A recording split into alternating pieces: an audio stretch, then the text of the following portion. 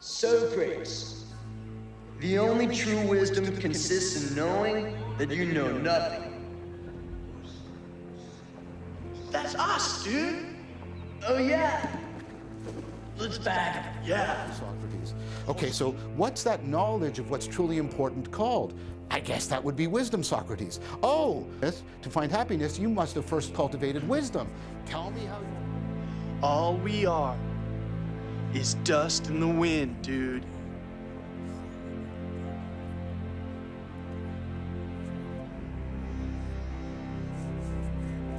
Dust. Wind. Dude. How is Socrates within and without? How is he liminal? How is he monstrous?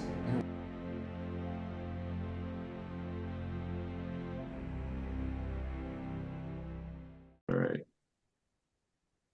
I so deeply wanted to get some good comedy philosophy Jeopardy, but I just had like life stole my time and I didn't want to half-ass it. So we'll save the dead baby jokes and the ponderous, deep philosophical musings for maybe next time. That's a tragedy. And a comedy. It's both. Yeah. It's there's some irony in it. So yeah, so episode 18. I guess any initial excitement from either of you that we could start with?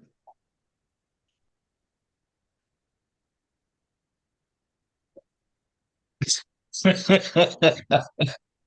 mean, was it a bad episode? Was it like, is this the tragedy part that has to be?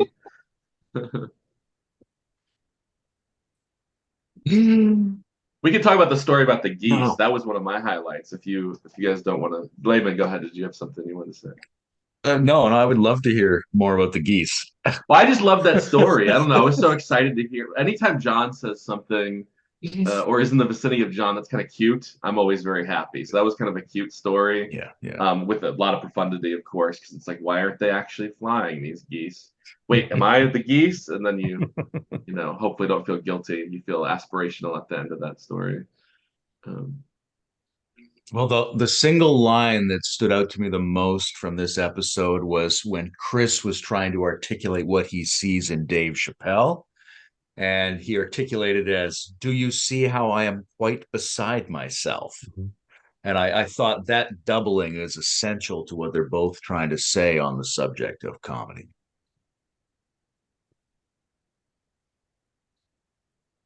Yeah, the perspectival element that you can't escape it. You can't be a kind of detached nihilist outside of your perspective. You have to like own it.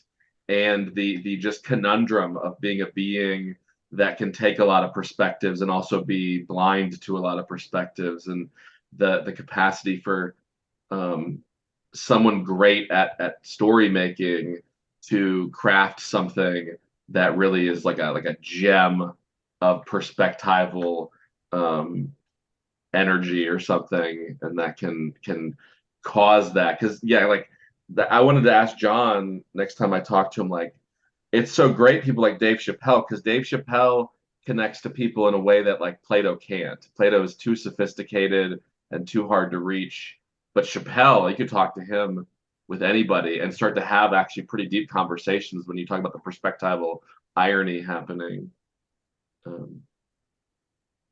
And I love Dave Chappelle. Just this sense, I have this image, that came for me out of this episode of a person, Stephen Colbert used to do this, like, here's my black friend kind of thing. There'd be this other person there, but this other person is two inconsistent viewpoints held by the same person from different systems within inside themselves, but the inconsistency is smoothed out to be consistent. So the humorist here has given it a consistency that it doesn't otherwise have, and the viewer has to look at the meta person and the conflicted person and experience the simultaneity of the consistency and the inconsistency. And all of that overloads the normal categorical response system, which could just be an energy discharge, but could also be an opening into trans-paradoxical domains. Hmm.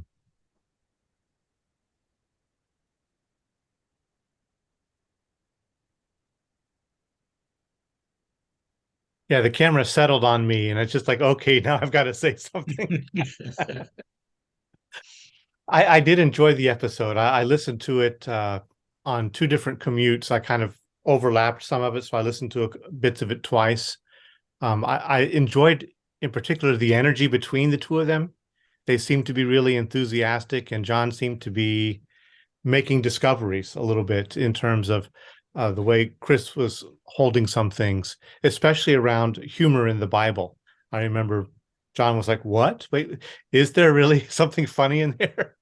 Um, and yeah, I mean, I think you could look back at like the story of Jonah or something as is actually kind of comedic.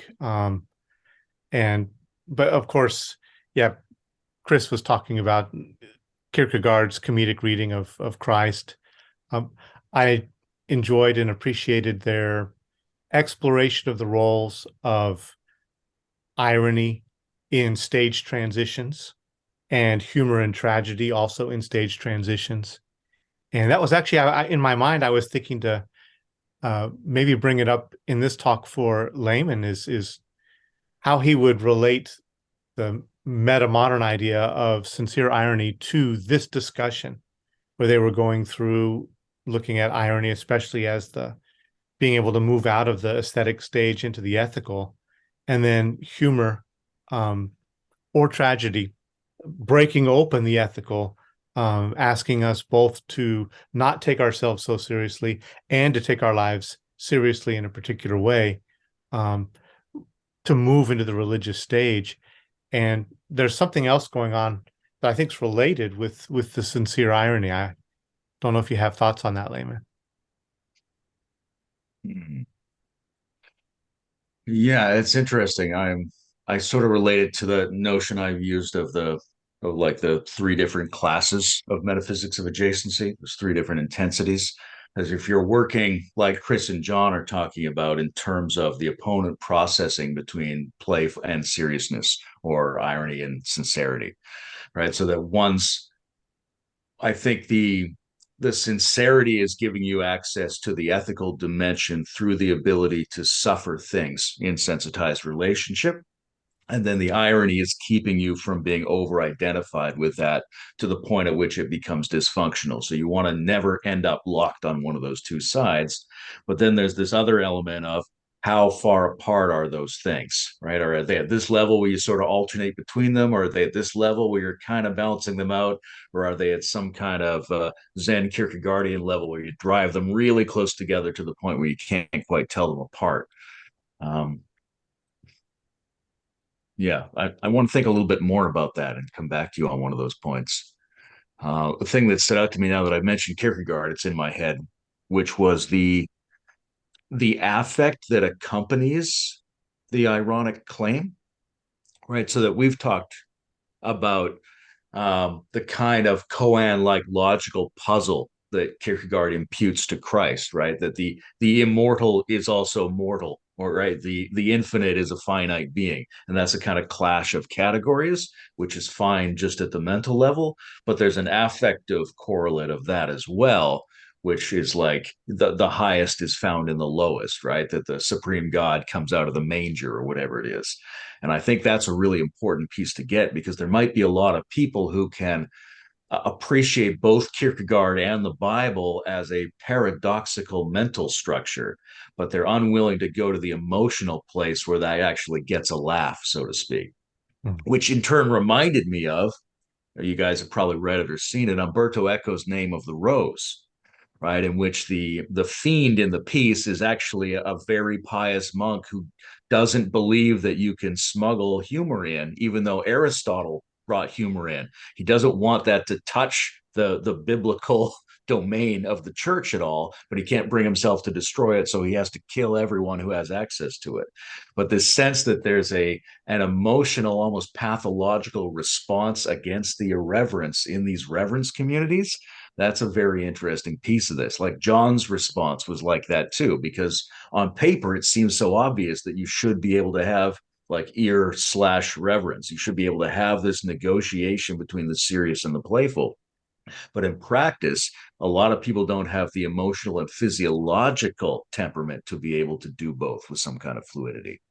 and then that provokes other weird antagonistic and suppressive responses, like the guy in Name of the Rose, like that little burst that came out of John, but also like the entire tradition of people who are unwilling to allow irreverence into reverence, which seems like a very dangerous position that accumulates over time.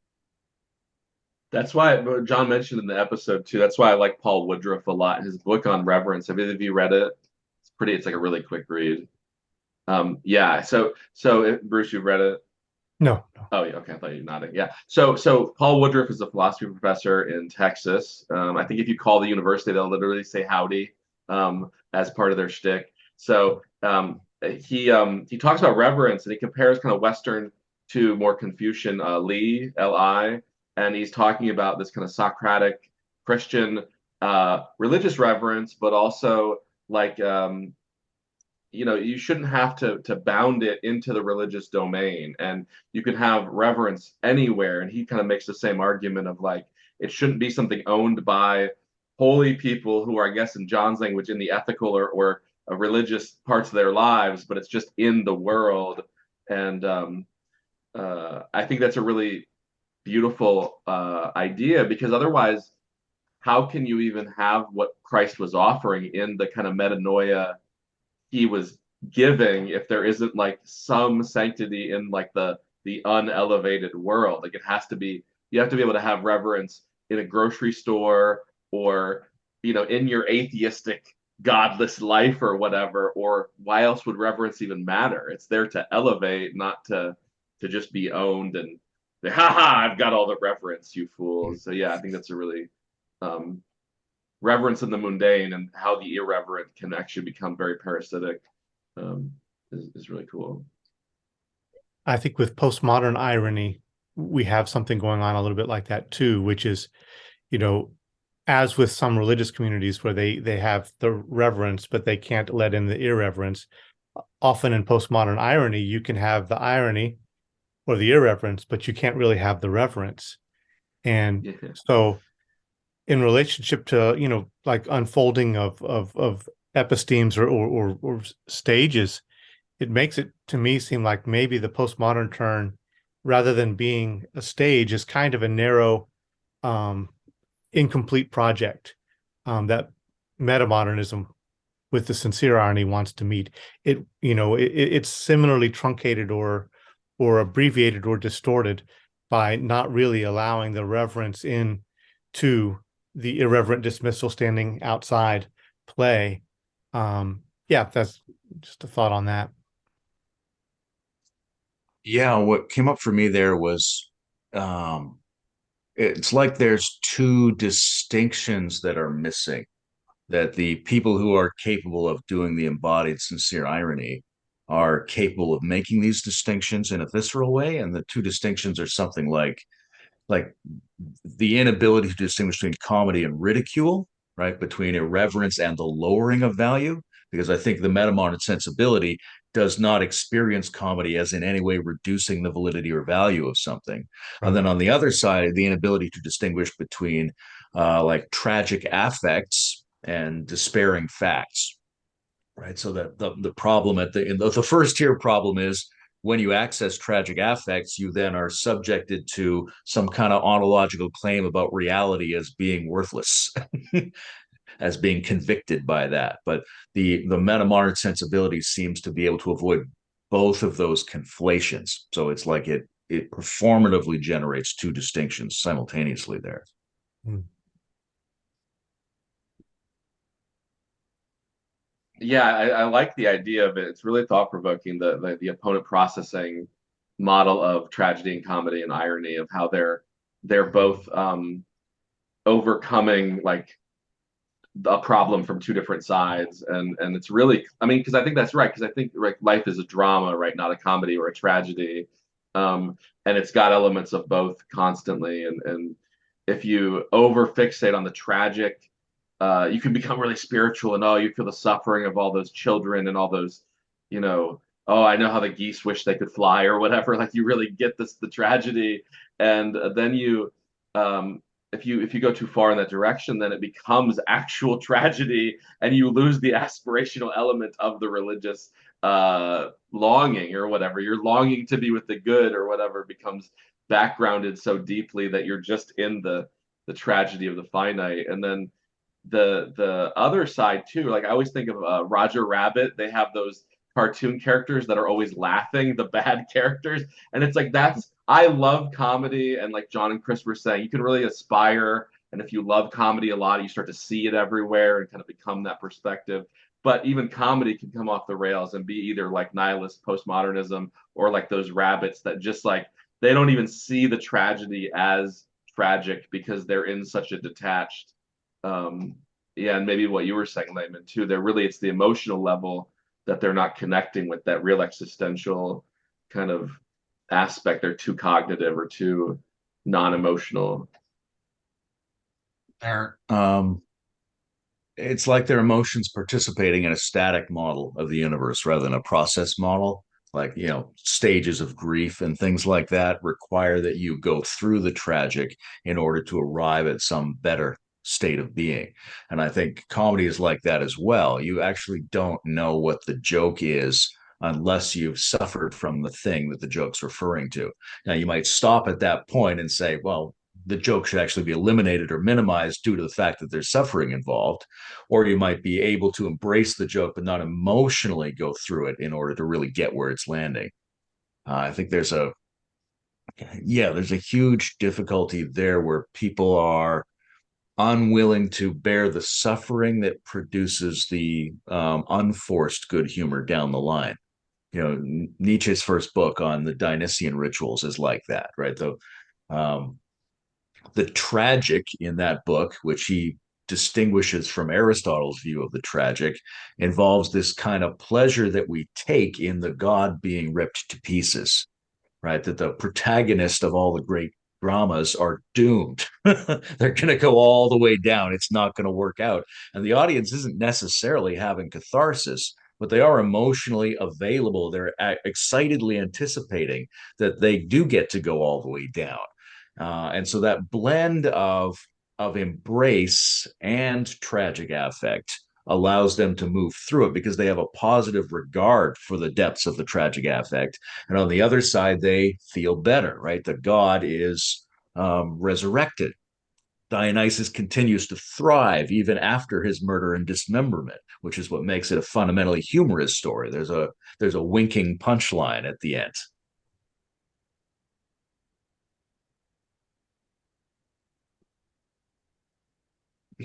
Jesus weeps, Dionysus winks.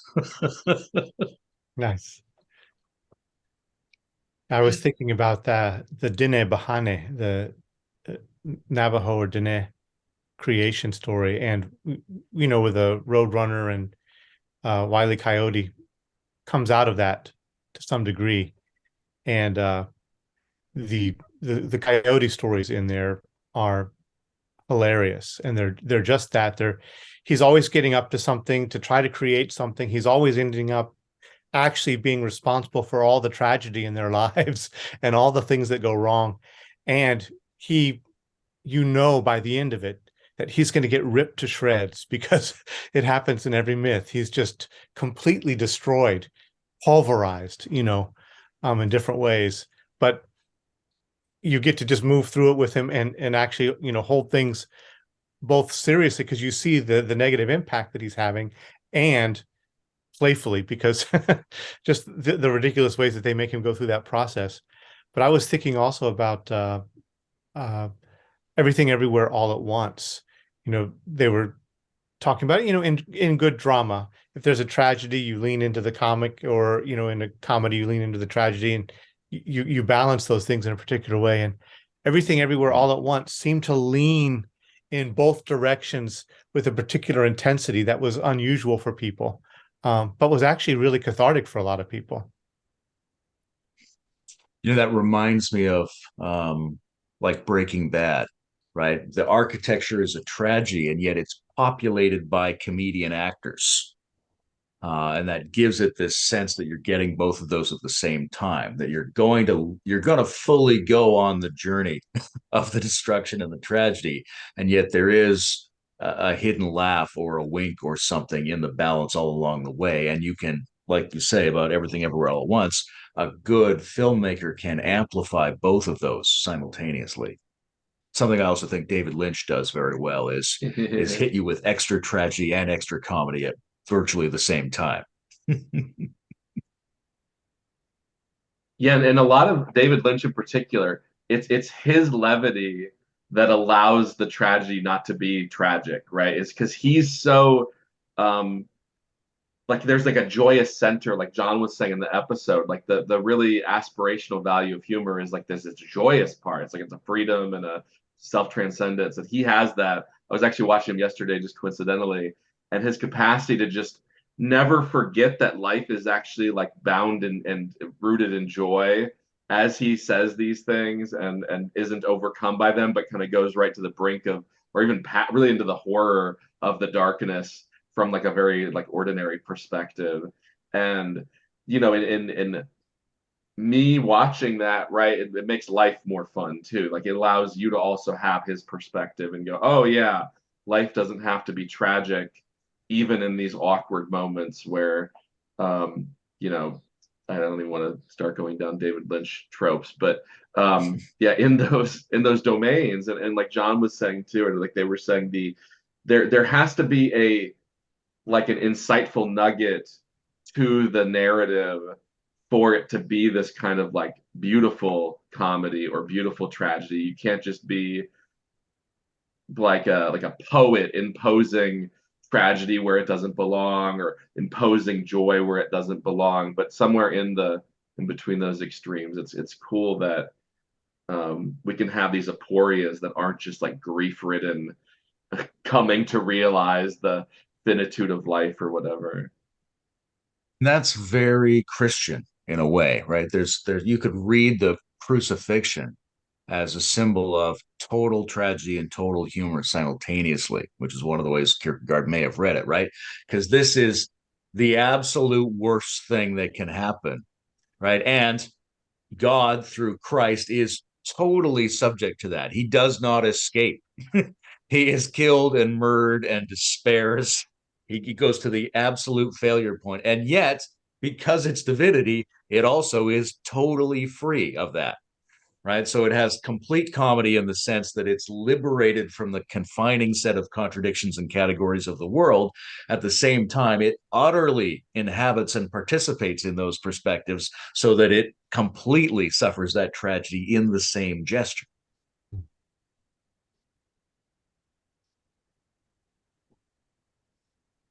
Listening to this episode, I was thinking about another scripture, which is one of my favorite ones. I talk to Layman about it sometimes, which is the Vimalakirti Nirdesha Sutra. Are you familiar, either of you, with the context of it very much? I don't think I've heard that before.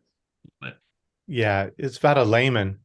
That's why I tease Layman about it. I call him Paskalakirti every now and then. But Vimalakirti is this layman who is very realized, and he doesn't fit the standard of the pious Buddhist literature. He's a householder. He's married. He does business for a profit.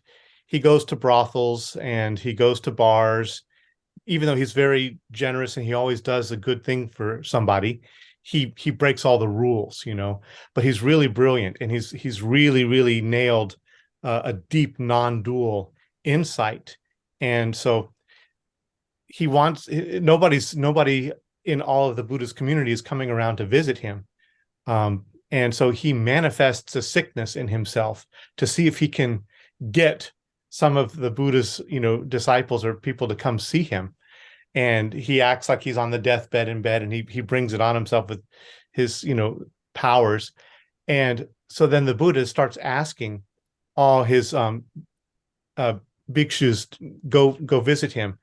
And all the big names who are the stars of all these other scriptures, they're all saying things like, "Oh, no, I can't go see him. I'm afraid to go see him. Last time I was there, he came up to me when I was meditating, and he told me that meditating is not about sitting and blah, blah. He exploded all my categories, and I don't know how to respond to him, and I can't go. Sorry." And they just go through all of the big names, the who's who of Buddhism, and every one of them is afraid to go visit him. And then they go up to the bodhisattvas, and the bodhisattvas are also afraid. Oh no, I'm not going to go near this guy. He's just outrageous, you know. And finally, they do, you know, get people to go, and he really picks on Sariputra. It's hilarious how he picks on Sariputra. All these people go, and they're all standing around him and receiving some teachings and trying to give condolences because they think he's sick. Sariputra finally shows up because he'd been resisting so long, and he finally shows up. He sees the room is all full of people, and he's looking around, and Vimalakirti goes, "Hey, Sariputra, did you come here for a seat or for the Dharma?" Because he saw Sariputra looking around like, where am I going to sit? You know, so then later he flips it, and he turns all these things into these giant lion thrones, and he's asking the people to take these appropriate seats in the lion thrones. But Sariputra doesn't have the power to transform himself to be big like some of the other people there, and so he's scrambling around like a 3-year-old trying to climb up on a chair. Yeah, and I don't know why I'm getting into all the details, but I just loved the way that they play with this stuff. The last one is that, there's a goddess who comes up and begins to teach and to appreciate what Vimalakirti embodies. And Sariputra is looking at her skeptically, like, a woman is giving us this kind of teaching, and she thinks she's enlightened. And so then she turns to Sariputra, and he asks her, you know, why are you trying to teach like this while you have a woman's body? So then she transforms Sariputra into a woman using her goddess powers, and she transformed into a man, and asks him, why don't you change your body right now?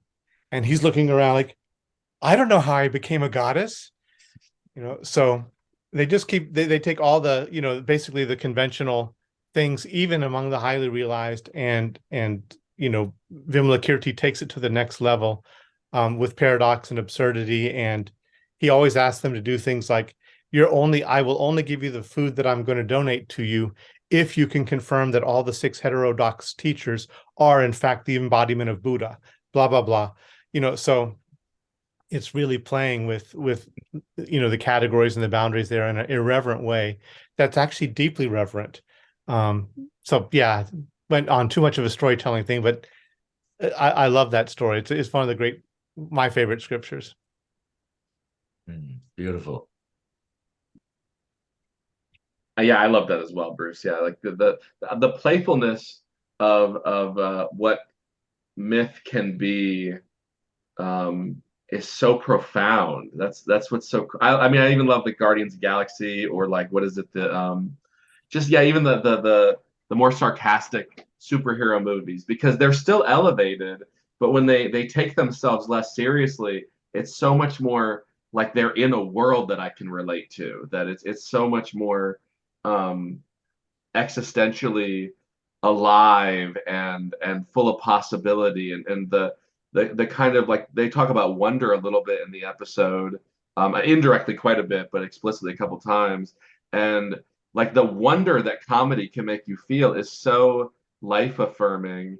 And when I think religions do that, then it's almost like validating that even more in our day-to-day lives, that we don't have to be these pious, gothic, serious faced, like, you know, priestly images. We can have, you know, I love the religious images where they can be more playful. And your story for sure, Bruce, there was a reverent element in that. Like, there's aspiration happening all over that story. But it's the tone of the story is so different than, say, like Jesus going in the temple and just like upending the moneylenders. There's no like, haha, you dropped a nickel, isn't that funny, or what? There's no that levity is much harder to find in the New Testament, I think, in particular. So yeah, I love Eastern, like the Ramayana I had to read in college, and just the playfulness of that epic was like, whoa, cultures do this, because it's so different than all the Greek and Roman and British literature that you read in college. It was such a breath of fresh air. Yeah. It's hard to say how much of it you find in the Bible, because a lot of it depends on the ear that you're willing to bring in. right? There's not a great tradition of reading the Bible humorously, but certainly the Old Testament, if you imagine the great Jewish stand-up comedians and things being the kind of voice that Abraham has, wandering out in the desert, arguing with God all the time, there's that. Christ says things that could be funny if we're willing to have them be funny. But normally we don't, right? We come in with an attitude that's already based in our cultural sense of what mood we're supposed to have about this stuff.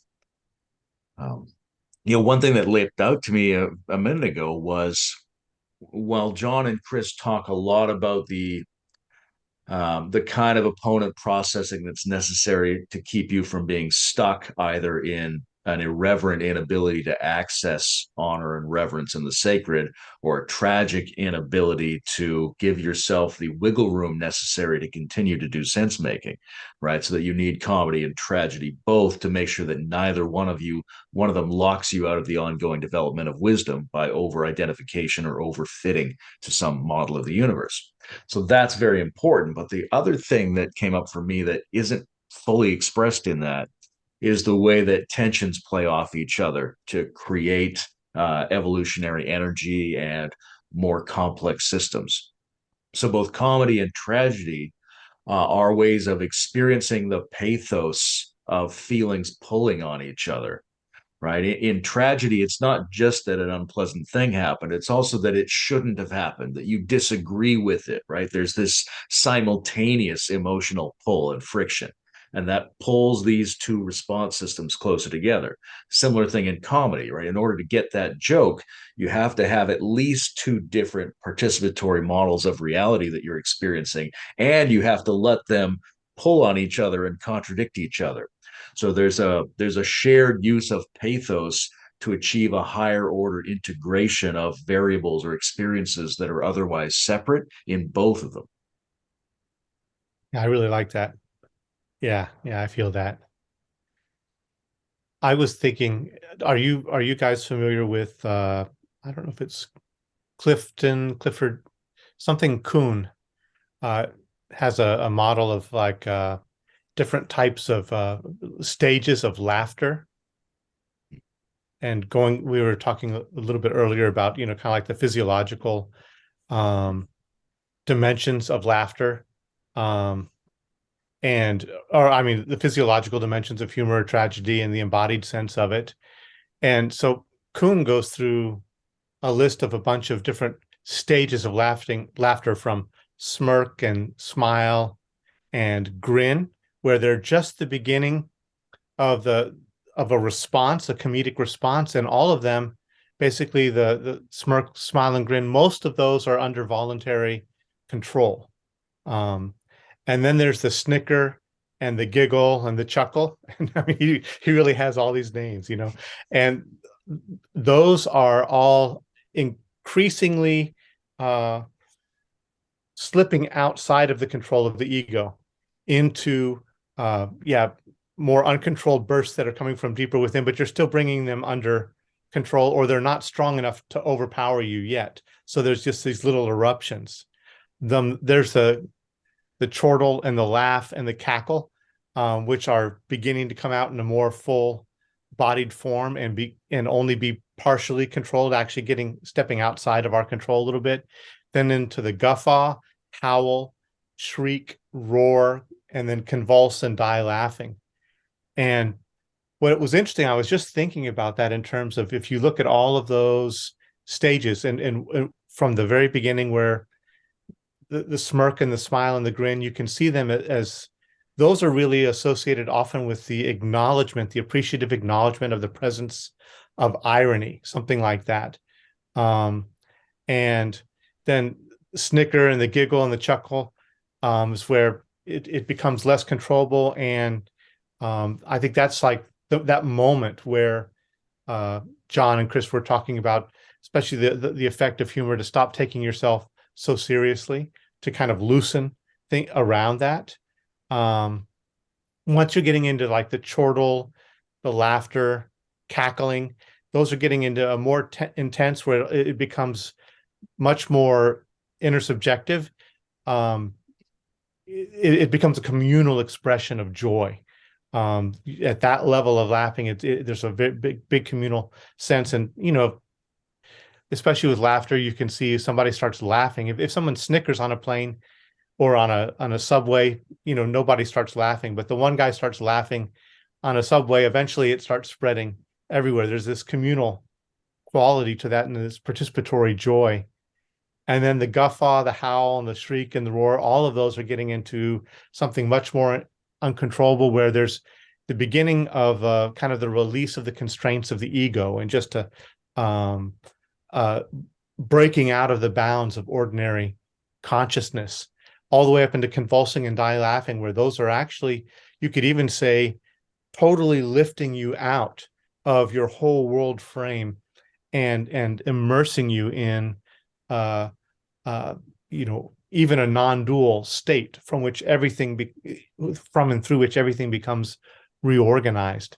So I don't know, I'm just sketching that out, but it felt like there really is that kind of spectrum that isn't only physiological, but that relates to a spectrum of our possible responses to our existential situation.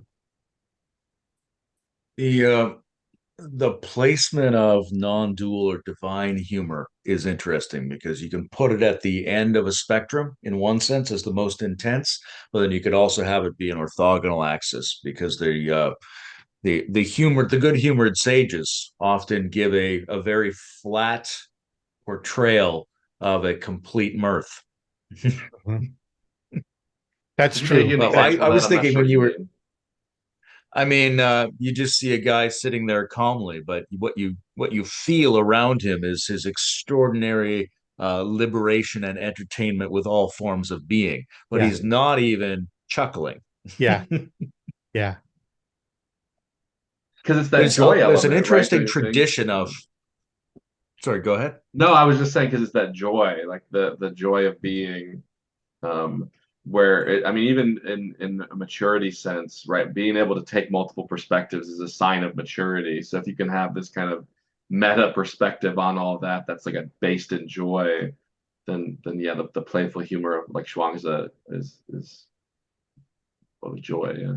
There's a legend about Bodhidharma, that Bodhidharma laughed for 3 days after he became illuminated, right? But then the laughing stopped. But did he cease to have that response, or did it continue without the laughing?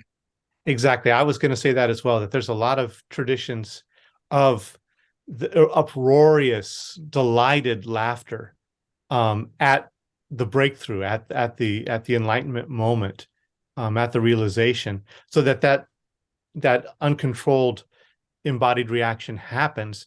But then when it's integrated, it's not just showing up in those momentary ways. I think it becomes equalized, and it becomes a flavoring of experience in general, and of the individual showing up in the world in general. I have in my mind a collection of philosophers who had different things to say on the topic of comedy. So one of them is Bergson, who talked about comedy as being essentially the mechanical portrayal of an organic complexity, right? So when a human being functions like a machine, he thought that's what was that discernment between those two modes of functioning was being revealed. Like when you see the classic, the guy's going like this, so then he falls off a cliff, but then doesn't know it for a second, right? It's the juxtaposition between what seems like a mechanical movement and what actually would happen in a complex system. So that's an interesting way to think about it. Schopenhauer has a long piece on the nature of the comic, where he decides that basically it's an encounter with the absurd, where some piece of information is filed appropriately in the wrong conceptual category, is how he thinks about it, right? And then there's a sequence of thinkers who build on that notion of the comic. Arthur Koestler has a wonderful book called The Act of Creation, where he has this model of what he calls bisociating matrices, so two different interpretive frames that can both apply to the same data.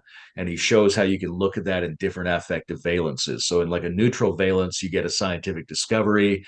In a positive valence, you get humor. In a negative valence, you get tragedy, but it's the same kind of structure, which is that Schopenhauer structure of the category that conflict with each other, but both validly apply to the same content.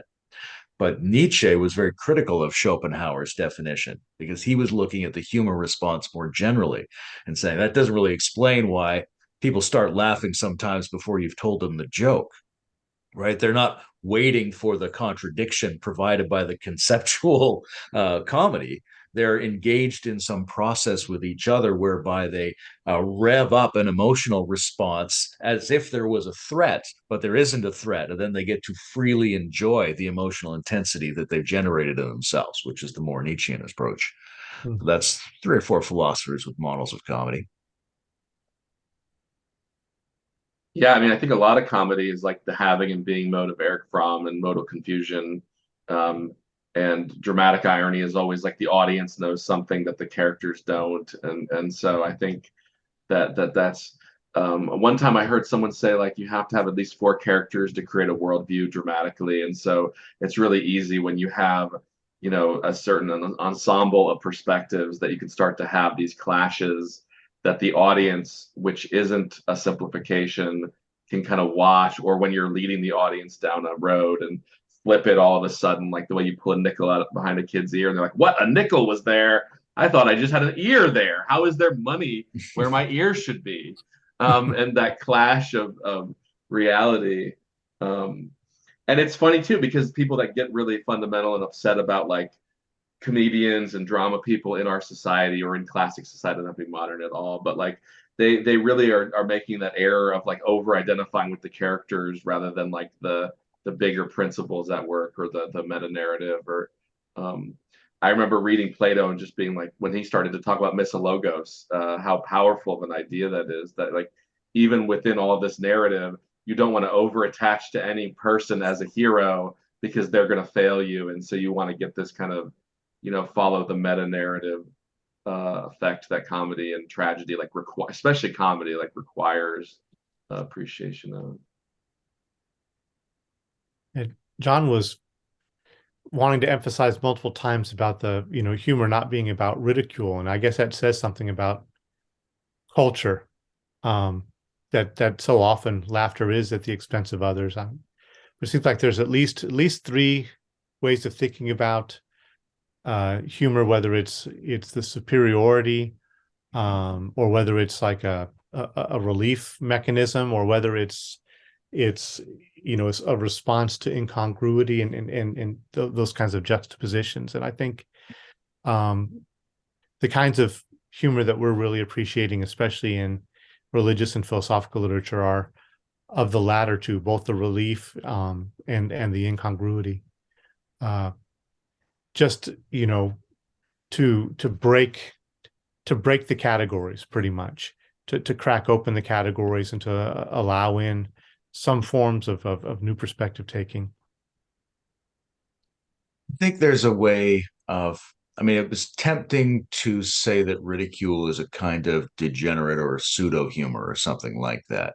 But I think it actually betrays the same basic structure, just in an extremely simplistic form. Like the incongruities are often between you think you're something, but you're nothing, or what you expected didn't come to pass. I don't know if you guys saw that Mel Gibson movie Apocalypto. Right? It's actually a pretty good movie in terms of depicting the notion of developmental stages, because you start with these really clan people, and then you get these like mobile barbarians, and then you get this Mayan empire, and then suddenly you get the Europeans show up with a mechanical civilization. But at the very beginning, the guys go out hunting, and they make it seem like to this young boy who's hunting with them that the normal thing we have to do is eat the testicles of the boar or the pig or whatever they're hunting, right? And so then he eats it and they all just laugh at him, right? So that seems like mean-spirited bullying or sort of like workplace hazing that goes on with people. It doesn't seem like it's an elevated form of humor, but it actually betrays the same basic logical structure, which is he thought this, but this turned out to be the case, right? That's a very simplistic mode of embracing inconsistency in a spirit of consistency. So it still has that same structure. It's just that it's so simplistic, we really wouldn't want to advocate it in most cases. In most cases. In most cases, once in a while. I do want to see Robert eat some boar's testicles. That's all I do. That's really, I try to That's take all he away does. one gross or absurd or like just completely contrary practice from every episode we do. So yeah, that'll be mine from today, for sure. But I mean, yeah, like humor can also label belonging needs and provide like that's what's so powerful about language and story is it doesn't just do one thing. And yeah, of course, irony can be like it creates a boundary. You could say like, oh, you're young, you trusted in the wrong way or acted in the wrong way, and I'm gonna laugh at you publicly, and that's gonna be like a social trigger for you to like reevaluate your perspective. And I know like when I was growing up or when my cousins were my same age and like they would do something foolish and their parents would kind of laugh at them in a very gentle way and like a sincere, hey, let me help you and let's share a laugh together at why you would ever think that's a good idea. Why eat the testicles in the first place? So yeah, and I mean, like again, America is the worst place for humor because we're like irony is so lost on us as a civilization. You can't make jokes in public where people like even get them a lot of times. You say like, I make very stupid jokes in public and like just to be gotten because if you say something too subtle that you would expect someone like kind of cultured to get, it just lands very flat. And people are very, very literal about their thinking here. But I mean, like you, like ribaldry, like in the Greeks had a very sophisticated view of humor that had so much capacity to play in ways that we would find offensive, I think, right now. As a Canadian, I'm always happy to indulge in this degenerate description of the United States because it seems like you guys are making some very serious collective errors down there. However, I would challenge the idea that it's the worst place in the world for humor. It's still got a healthy production of some of the best comedians on the planet. I'd much rather make a joke in Los Angeles than in Moscow. it's America's actually pretty good on the humor front, even though there are a lot of contingent circumstances that are impinging on that. Yeah, I wasn't making a critique of our capacity to create good comedy, but like Yeah. if you just took all 400 million of us and said the same joke to everyone, there's just a lot of literal, like I love humor. I make jokes all the time and just people just look at you strange. Or like you ever go to a comedy and no one's laughing at the movie and you're finding it hilarious and the crowd is like just not laughing. It's hey, what school did you go to? Did you people learn anything perceptual in the intellect right now? Like it's really that's all I mean. I don't mean that like yeah, we produced Dave Chappelle and Chris Rock and all these great people, but um I was thinking after I made that comment about Apocalypto and the testicle eating, about stages in the capacity for humor, right? And if humor is something like, and also tragedy, this is true of comedy and tragedy, there's an affirmation, there's an affirmative inhabitation of the negative, right? In a tragedy, you have to sort of be willing to undergo those tragic affects. And when you're beholding a dramatic tragedy, you also sought that out, right? You go to the Nietzsche said this about Aristotle is that the notion of catharsis isn't quite accurate because people enjoy a tragedy. They're not just having negative feelings. It's like going to a horror movie. You don't go to a horror movie and actually experience fear. If you actually experience fear, you would flee the theater. You actually experience a certain kind of pleasure. So, right, there's this affirmative dimension of the negative experience in tragedy, in horror, and in comedy, where the comedian, we hope, is a good comedian using themselves as the butt of the joke, right? They're saying, look, here's a thing we're all afraid of experiencing. We don't want to be trapped in inconsistency, or we don't want to be the social failure. But look, I'm going to take the position of the social failure and be confident and affirmative about it.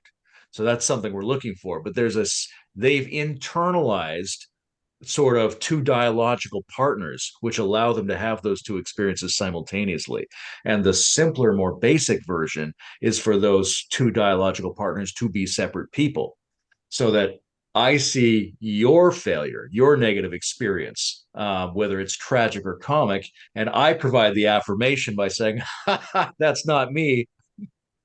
right? So you get the same experience. You get an affirmation of the negative, but it's distributed between two people. Then it has the form of ridicule. When one person can internalize that, then it has more the mature form of humor. Hmm.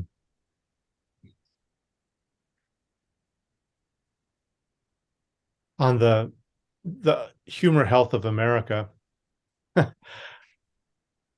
I've really been struck for me about how unfunny so much that I see these days is. I haven't laughed at, SNL for years. I don't even watch it anymore. But when I tune into it, it's almost like it's like, to me, it feels like people have learned a collective behavior that you're supposed to make sounds at certain inflection points, but that there doesn't feel to me any spirit of humor that I remember, in earlier, decades, actually just being much more abundantly present, that there actually really was incisive wit and a lot of the stuff seems just like it's repeating a script that you're supposed to laugh at that point. But it feels like it's become I don't know, too formulaic on the one hand, but also too self-reflexive or something. It's, I don't know, it's too involved in itself. I can't put my finger on it, but there seems to me overall I've felt a real loss of the comedic spirit. Though there are some I mean, Chappelle is great and some others are great, but they're not that many anymore that I find. Yeah. My sense of it is that there's a sort of mainstream cultural capture that applies to both comedy and tragedy, right? That both comedic and tragic circumstances are a little bit countercultural or marginal. If somebody's really grieving, then they sort of go outside of the normal social space. They don't come into work because their mother died, that kind of thing. Comedy's like that as well. It has to have a little distance from the situation, right? So when Saturday Night Live starts, it's got this countercultural spirit, but it pretty soon becomes a purely mainstream corporate affair, which means the actual comedy is going on somewhere else. It's going on in an area where it can do that risk taking. And then likewise, tragedy is presented every night or 24 hours a day on news networks. Look at this horrible thing and this horrible thing, but people are not experiencing the tragic when they encounter that tragedy, just like they're not really experiencing the comical when they behold mainstream comedy. Both of them have been denuded merely because they've been absorbed into the mainstream, and that's not where those phenomena occur. So there's a ton of great tragedy and there's a ton of great comedy in the United States, but none of them are in the mainstream public space, almost by definition. Yeah, algorithmic comedy is the worst, and it's when there's like a really great figure, then 1,000 people copy them. I love comedy, and like Dave Attell, if you know him at all, he was like had this drunk comedy show on Comedy Central where he just basically drink a lot, hang out in bars late at night, and funny things would happen. And he's such a he created such a presence and a persona that was so effective that was his, that it became copied, and then there's like 100 comedians on various platforms that are kind of, oh, I'm so drunk and my drunkenness is so funny, and it was just kind of this caricature of this real comedy. Just that when you hear this all the time with even David Lynch was talking again, this other interview I was watching the other day, how lucky they were that on HBO Mr. Show never had a lot of feedback from the corporate side. They said one time in the 4 years did they get a note. They wanted to say something like, well, I hate babies forever, and like throw a baby on the ground, and that was what the studio wouldn't allow them to do. But everything else was fair game. And so letting that like you said, Layman, that like distant from the norms, like if you're a corporate CEO, you're the most normalized, proper, easygoing, like vanilla personality in a lot of ways, so that you can kind of be where you are. And the comedians have to be kind of degenerate. I think most comedians kind of, they will say they have this fear when they start getting successful, because they think they won't be funny anymore now that they can like pay their car payment or like hang out and not bum money from their friends and stuff. Okay, here's a weird walkthrough on this, because last night I watched the new John Mulaney special, which just dropped yesterday. And it's really good in mixing the humorous and the tragic because it's all about his drug addiction and going through rehab. It's very raw, and yet he's enthusiastically presenting it at the same time. So it does that really well. He had an attempted TV show some years ago. Even though he's very funny, the show failed. He was on Seinfeld's show, Comedians in Cars Getting Coffee, and they discussed it. And Seinfeld said the problem was you took notes from the executives, and each one of those is designed to make it less funny. And the reason why Seinfeld was able to be so funny in the sense that it's still the number one sitcom in history, Seinfeld attributed that to Larry David's willingness to walk out and cancel the program every single time. Because Larry didn't really want to work on a show. It was a lot of stress. It was a lot of time. How could he keep topping himself? So he was looking for any opportunity to quit. And if the network gave a suggestion, he would, that's it, I'm quitting, it's over. And they would back off. And as a result, Larry and Jerry got to do whatever comedy they thought was funny, even under the auspices of the corporate system, but only because of that very dramatic pushback that they gave. Otherwise, that system is designed to reduce both the comedic and the tragic from people's actual experience.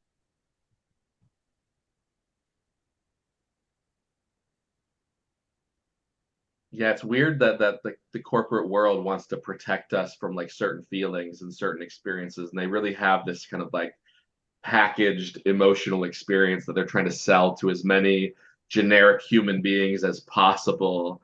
And in that desire, they lose the capacity sometimes to go to those deep places, or they just get it horribly wrong, almost like the Bing AI. When you hear these stories of it starting to quote like Holocaust things to random, be like, wait, what is this uncanny world you've created when all of your heuristics like warp whatever comes through your field of vision into this like non thing, and like Thales falling into the well, right? Like they've fallen into the well of mediocrity through the pursuit of, you know, something that can capture enough view. And it's not just the corporate world. You know, they amplify it and they have a strong incentive and ability to project that capacity. But it's built into human beings, right? Like in integral theory, we might say it's something like it might be a an artifact of the amber mode of cultural operating systems or something like that, because there's this, you know, everybody's mom might do something like that too, like kind of chastise you for suggesting a strong feeling of some kind, right? We don't joke about that. Don't have that emotion. Don't do this. Oh, how could they do that? There's a kind of flattening and mediocritization in the general space that's built into a lot of human beings. And unless you have somebody in the tribe, right, the humorist, the heyoka, the pro-contradiction shaman figure who's willing to enthusiastically embrace the negative position, then human groups over time will tend to do that thing that we see corporations amplifying. It's just in us unless people actually stand against it in favor of the social value of this kind of activity.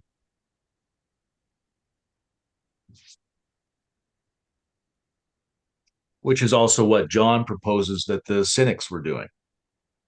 I was just thinking about that. Yeah, that this is exactly circling around to that territory again, Diogenes and cynics. And I mean, it's a good thing. I think we have things like YouTube where at least it's outside of too much corporate control at this time. There's a lot of going on in terms of the push for clicks and views, and YouTube does assert its own influence on that. But I think there's a place for irreverence to thrive outside of what you would find in, you know, on cable news or whatever.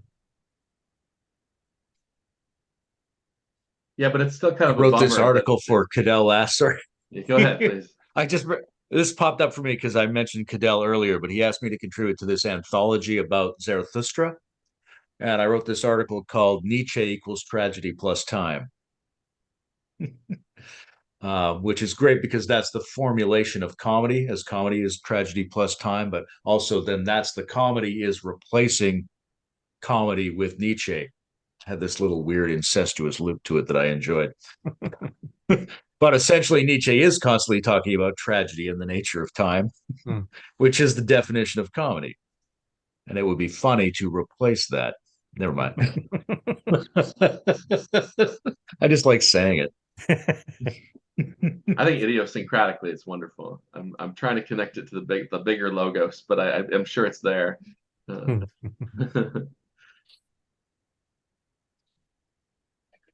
Yeah, I think we've talked a lot about irony and aspiration and laughter.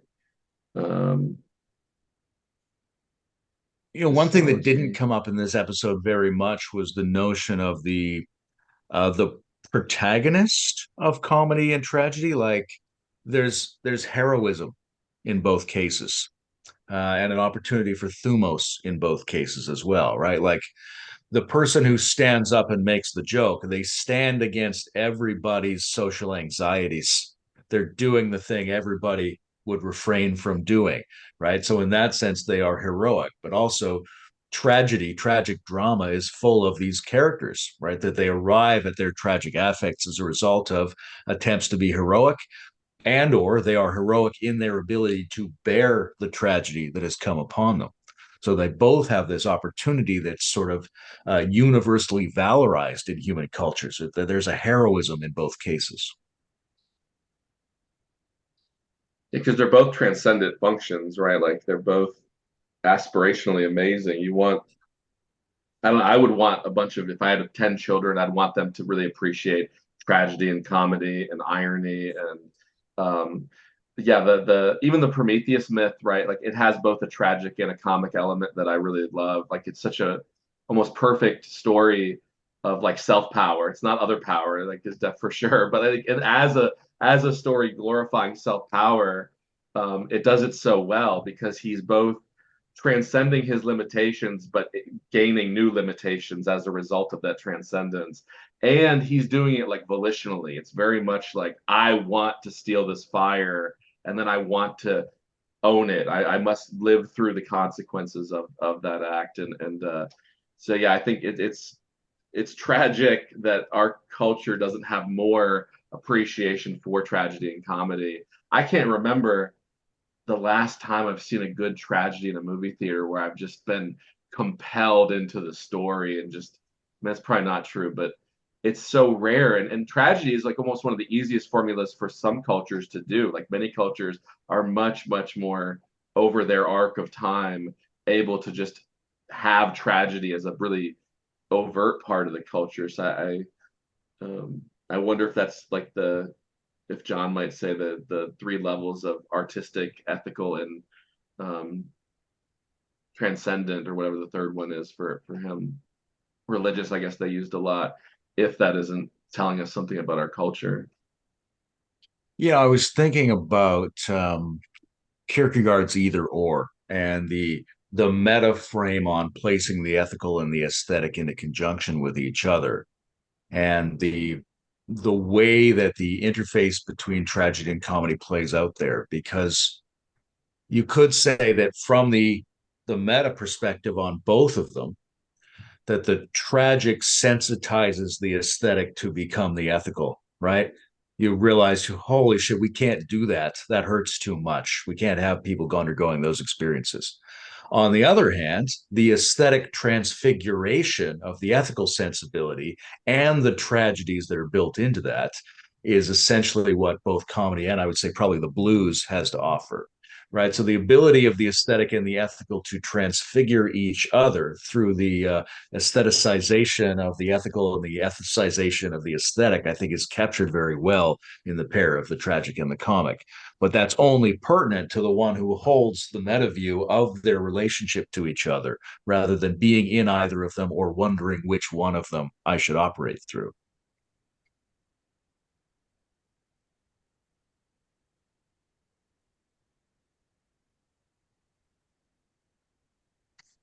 I've been thinking about that kind of juxtaposition in Indian television and hesitating to say, because I don't know if I can quite formulate what's going on there. There's definitely a play. It's very much framed as a play within the ethical space, and it always remains mostly within the ethical orbit. in terms of what's done, but it constantly plays with ethical expectations. And so many Indian dramas that I've watched on TV, and it may be the case in certain American soap operas. I just never watched soap operas, but so many of the Indian dramas I've watched, all of them seem to function by people who heroically stand outside of the ethical in order to serve the ethical, usually by lying. And it's these layers and layers and layers of constructed identities that are, occasionally in comedy, we get that where somebody's told too many stories and then all of their worlds begin to intersect and clash. And the Indian drama is super artful at that, where they build multiple lives for each individual character. They have like 6, 7 lives, depending on the group that they're in. And all of them are one giant machination to serve ultimately an ethical goal, but they totally stretch the boundaries of what should be acceptable in a heroic way, in order to actually help the culture that thinks it's ethical be ethical rather than, yeah. So it's an interesting play that they're often doing. There's something comical in the way you describe the proliferation of the stories. Mm. And I think it's a completely insufficient definition, but sometimes I feel like tragedy is based on insufficient communication and comedy is based on excessive communication, right? Like the lie conceals some truth, or somebody doesn't share something, or Oedipus doesn't know what's going to lead to his, some information is missing and he's doomed. Where in comedy, people are always giving themselves away. Like the classic American comedic sitcom character, like tries to pull off a scheme, but clearly gives all the information away all the time anyway. So in one case, you're doomed by what's not shared. In the other case, you're doomed by what is shared. Yeah, that would have been awesome if they talked about lying. That lying and irony and ethics is so interesting because if you're like a young person, you're taught lies are bad. It's like an absolute truth. But then if you could lie to kill a bad person or to prevent evil or something like that, then this like categorically bad thing becomes like the categorically correct thing to do to actually create the outcome that it was meant to, the banning of it was meant to destroy or whatever. So it's lying in particular. I mean, like all comedians, right? They start off as bullshitters. They're probably like as a group like degenerate maybe and have trauma that's like, so they're all full of this trauma and bullshitting, and they take that lie and they turn it into something artistic, and it becomes something like glorious and fun. And yeah, like I wish there was a character in this corner of the internet that was just like a pathological liar that said wise things all the time, because that's like that Willy Wonka kind of like madness that's wisdom. I get maybe Alexander Bard. I don't know if you guys would agree with that. If he's this kind of character that is like the honest lie that does good in the world, because he's so antithetical to the traits you'd expect out of a good person, but what he says is always so thought-provoking and like kind of pushing you towards wondering about things like the way Socrates would. I wonder what you think about that premise, Layman, in particular. I think he's got a bit of that, although he tends to make um, non-deceptive statements. I No, think his yeah, that was a persona is caricature for deceptive. sure. Yeah. You know, what came up for me was, and it's not applicable to this corner of the internet, but I was thinking of Shakespeare, right? Who plays in the field of comedy and the field of tragedy so much. But my like overall conclusion about all of Shakespeare's plays, the message is only deception works, right? It's like the moral of every play is only pretending to be something you aren't gets anything done at all. And sometimes there's good outcomes and sometimes there's bad outcomes. The only thing that moves the world is lying and pretending, which is exactly the argument you would expect from a playwright. Right? Because they are in the business of lies that reveal truth or have effects. Oh, here's another thing that came up to me watching this thing, and I was calling it in my mind Christian John's incompleteness theorem, because near the end they were talking about how a normative ethical frame, it's basically like it can't be comprehensive and unironic at the same time. It can be one or the other, and people don't really accept that choice. So it's like you could be comprehensive or self-consistent in your theory, but you can't be both. Is like a Gödel's incompleteness theorem. So you can't have an ethical model that's both comprehensive and self-consistent and unironic. If you're going to have comprehensive ethical models, they're going to have to be ironic. If you want a serious ethical model, it's going to be incomplete. You just got to deal with that. It's built into the mathematics. What was the context for that? I don't recall that in their conversation. What inspired that? It was near the end. It was after they talked about Dave Chappelle, and they were talking about um, self-consistency in the presentation of a person who inhabits more than one ethical perspective. Yeah. Yeah, Maybe because 10 I was minutes from the thinking, end, something like that. Yep. yeah, no, I thought about that too, because I thought of like the one, and the one is a unity that's not a totality. It's like what? How can that be? And that's kind of what they were saying too, is like you can't have you have this desire for finality, but you can't have it. And yeah, that was a nice way to end it too, because they were talking a lot about identity and how people's identities get undermined, and right around them was like the mythology as well. Um, Well, this thing I was doing at the beginning of like, here's my friend. My friend's me, and my friend holds two inconsistent ethical perspectives. So I can either be identified with myself and inconsistent, or I can be consistent and disidentified with myself. I have to be in one of those two positions. I can't be in both those positions at the same time. As with Chappelle. I remember that now.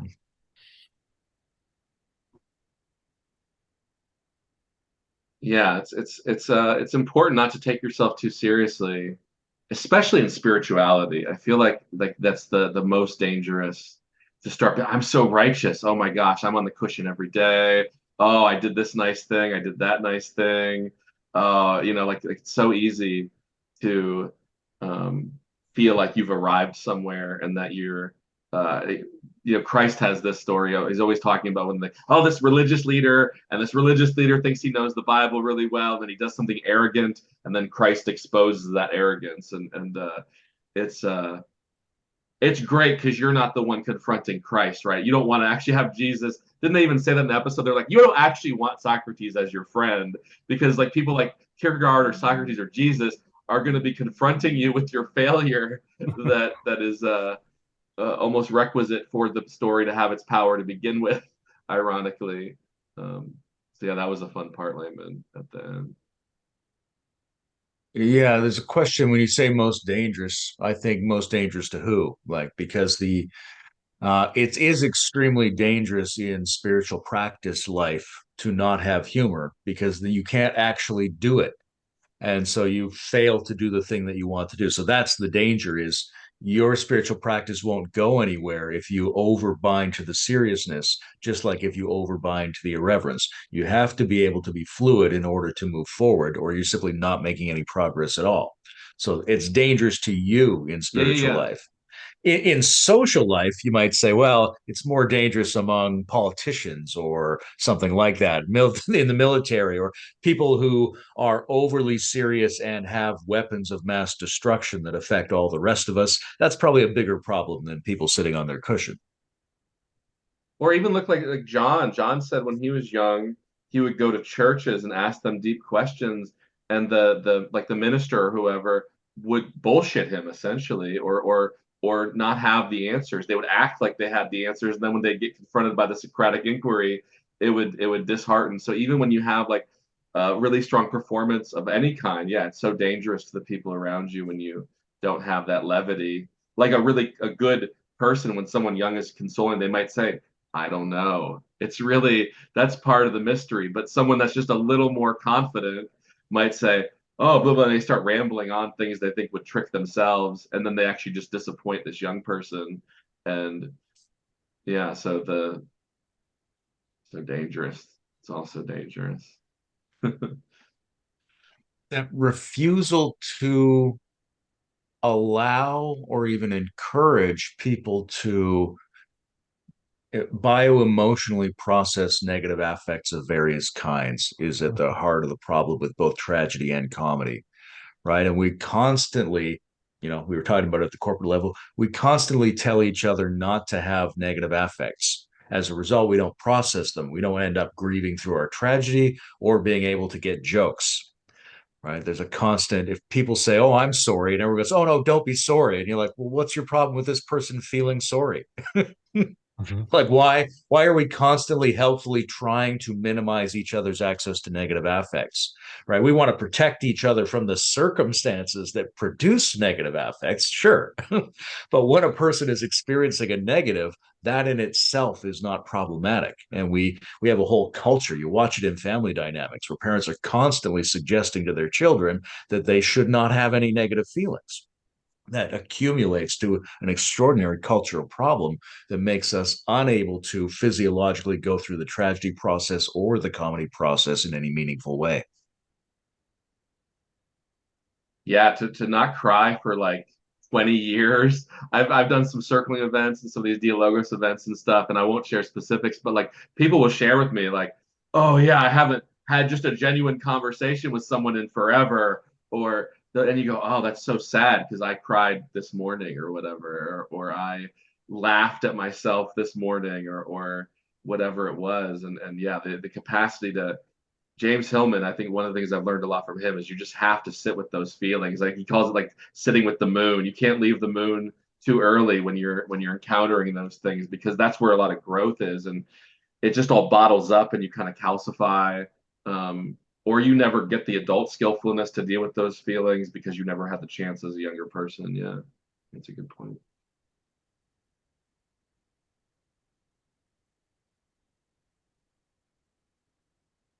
Yeah, I mean, it's so fun to play with these ideas. Is there anything else that the two of you wanted to explore or share? Just in the spirit of not taking ourselves too seriously, I'm not wearing any pants. I'll take my pants off right now. This is great. Layman showed me what he was wearing underneath some things earlier before we started recording. All of our finsting we did last time was justified by this episode as well. I remember having that thought while I was watching. I was like, oh, good. Thank goodness, because I was a little worried for Plato and, all the cynics that we might have disgraced them. And no, fenced away is the message I got from episode 18. The question of the offensive, like we're going to play with the notion of finsting as if it is an offensive quality being suggested by these philosophical and vaunted terms is great. Now, that's one of the problems people have with comedy when they come from a too serious a perspective, which is they think comedy is problematic when it's offensive, rather than going, oh, there are times when being offended is good. Right. I think we see that in our politicians, which is a little bit disingenuous and cowardly. And they go, they did something offensive and either they don't apologize for it or they apologize for it. But they never say, you know what, being offensive might be good. Mm-hmm. That would be a nice position to hear, because that's the position of culturally liberated energy that the comedian stands for. But it's also a position that's necessary within spiritual and religious domains to prevent the ethical from getting overbound into its own approach and therefore failing to access the truly religious dimension, right? People are constantly concerned about something like, when has it gone too far in comedy, right? When does it cross the line? But actually, you have to inhabit the line. In either case, you have to inhabit the line in order to have access to the wisdom of tragedy or comedy. And we can't pretend there's no line or that we must avoid the line. But it's not that crossing the line and upsetting people is the thing. It's actually inhabiting the line itself, which is essential in both these domains. Yeah, I think